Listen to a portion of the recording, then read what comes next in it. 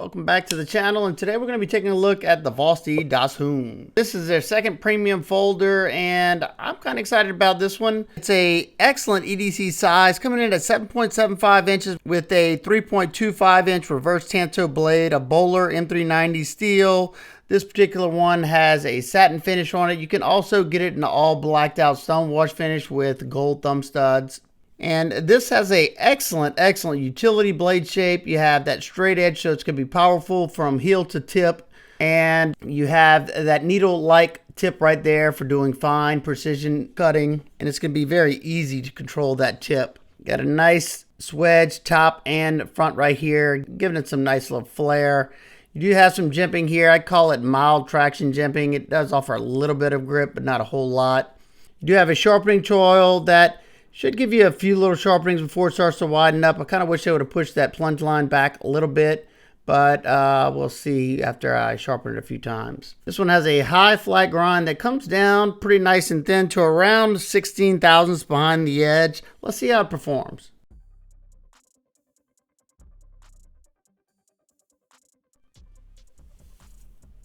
The knife came nice and sharp like pretty much every Vosteed I get out of box, and this is one task that this type of blade shape is really going to shine. It's got an excellent utility blade shape. It's passing through the material nicely. It's ground pretty darn thin, and it has, like I said, that paired with a good edge, of course it's going to do this type of stuff nicely. I had no issues with myself falling into the sharpening choil area. It was a breeze blasting through this material nice and fast. And I can't wait to see how it does on the rest of the materials, but so far so good. Now we're going to test the ergos and see how the edge wants to bite. And as you can see, with fine pressure, I can get some nice fine curls if I want to. It means it has a good fine edge. So I decided to start increasing the pressure more and more. And I was a little worried that the wide two-finger choil they have on the scales was going to be uncomfortable, but fortunate for me, my two first fingers fit perfectly in there. If you have large, extra large hands, that may not be the case for you. You might hit that little hump, but for me, it was nice and comfortable. No hot spots that I felt. I was able to get a lot of force into the wood. Here I'm pushing down very hard into that wood, and nothing's poking or prodding me. The clip's staying out of the way of my palm, and it was nice and comfortable. So I give that a pass there. So as you see, I do lift the half-inch sisal rope onto this cutting block, mainly because it's got, you know, primarily a straight edge, so it's a little bit difficult to do the sisal rope cutting on a flat surface. Not saying it can't be done, but it's just a lot easier when you lift it up like this. So that's what I choose. I already have enough blisters on my hands. I don't need any extra ones because I'm trying to do something stupid. But the edge feels good. It has enough bite. I think we get through like 85 cuts, and then we run out of rope, and it felt good. It didn't feel as crisp as it did when I started, but one thing I did find with the Vosteed's premium steels, that after I sharpen these after the review, the first and second time, the edge retention jumps up exponentially, and that's usually because most production companies sharpen their knives on a belt grinder, and it can overheat the apex of the edge, sometimes burn it, making it a little brittle. So that could be the case. I don't know. They do come stupid sharp though, and that is always awesome. But definitely give it a nice sharpening after you dull it out, and you'll see what I'm talking about. But yeah, I think it did fairly well there. It's gonna shine here on the detailed cuts. Like I said, that drag cuts, you have that needle-like precision tip. It's gonna be easy to control, and I'm showing here that like I said, you can do stuff on the flat cutting surface, but these are materials that aren't as hard. And once you get down, like on this stuff, once you get down on there, you got to be careful where that tip is. You don't want to snap the tip or jam it into something, and you're not getting as much cutting surface on the material, being that you have a straighter edge. But here you can see it still has nice bite. Definitely not as good as it was in the beginning, but I would definitely give this a pass, and it was a joy to use because it had a great edge. So love it. All right, let's test that edge after the cutting. Yeah, it's got a few little small hang-ups, but I'd call that good.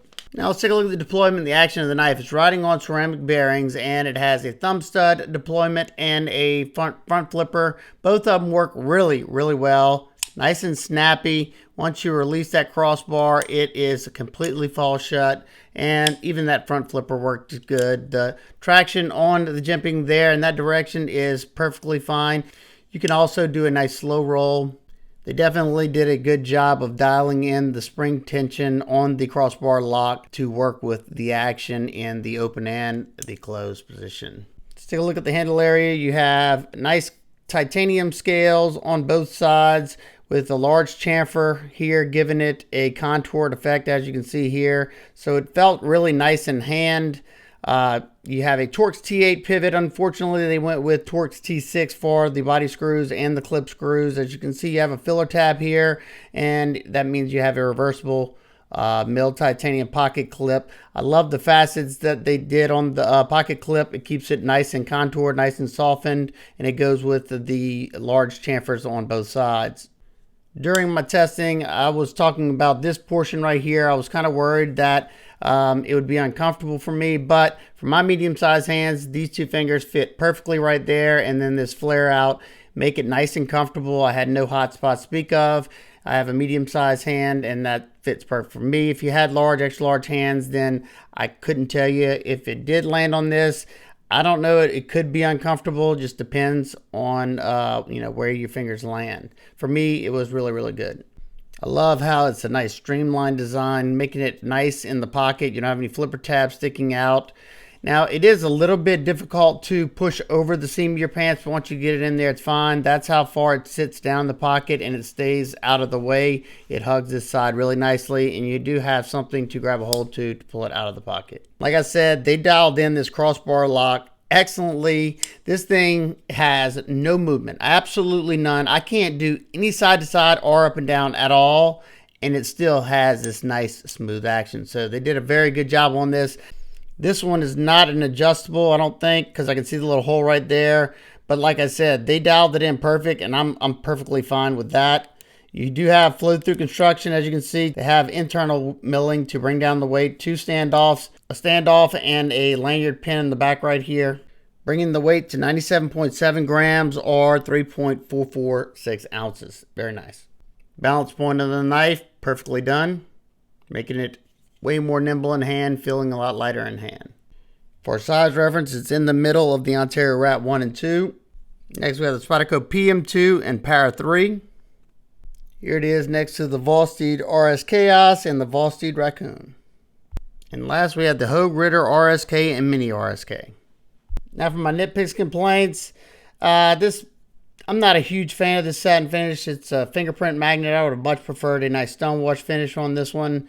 Maybe make this a little bit more grippy, especially being that it's front flipper. Even though front flipper works great, it could always make it better, especially if you like jimping and you want the traction. Also, I would have loved to see them bring this plunge grind back a little bit. Even though you should have some sharpening life, I can't really tell if it's going to start to widen up or not. It looks like, if you look right there, it looks like you should have some sharpening life to about maybe where my fingernail is, but I'll have to wait and see. I would have loved T8 hardware throughout. But other than that, I think they did an excellent job on the design. I'm sure these aren't available right now as I'm shooting this video. I will have links in the description. You can check it out if it is or not. If you have any questions, comments, concerns, please leave them down below. I hope everybody has a absolutely wonderful, wonderful Thanksgiving. I will see y'all on the next one. Gobble, gobble, peace.